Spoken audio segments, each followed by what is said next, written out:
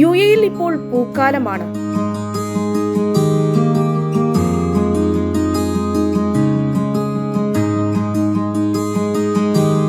അബുദാബിയിലും അല്ലൈനിലും Ras al ഖൈമയിലും തോട്ടങ്ങൾ പൂത്തു നിൽക്കുകയാണ്. അല്ലൈനിൽ ഫ്ലവർ ഫെസ്റ്റിവലിന് തുടക്കമായി. സരോജ് പാർക്കിൽ 1.5 മില്യൺ പൂക്കളുകളുടെ പൂന്തോട്ടമാണ് ഒരുക്കിയിട്ടുള്ളത്.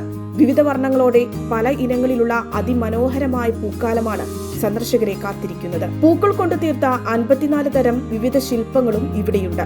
പ്രവേശനം സൗജന്യമാണ്. വൈകിട്ട് 4 മണി മുതൽ രാത്രി 10 മണി വരെയാണ് പ്രവേശനം.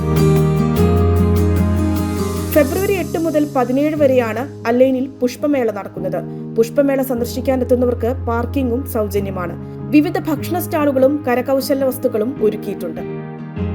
റാസൽ ഖൈമയിലെ വാദി അസിമാഹിൽ ലാവൻഡർ ചെടികളുടെ പൂക്കാലമാണ്. ലാവൻഡർ പൂക്കൾ ഉൾപ്പെടെ വിവിധ തരം പൂക്കളാണ് ഇവിടെയുള്ളത്. 25 ഇനങ്ങളിലുള്ള 50,000-ഓളം പൂക്കളുകളാണ് പല വർണ്ണത്തിൽ സന്ദർശകരെ കാത്തിരിക്കുന്നത്.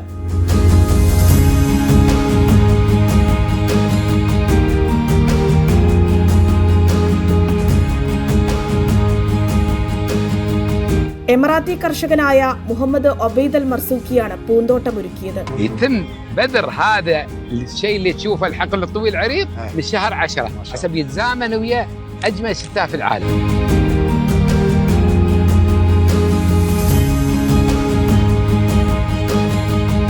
രാവിലെ 7:30 മുതൽ വൈകുന്നേരം 6:30 വരെയാണ് സന്ദർശകർക്ക് എത്താവുന്ന സമയം.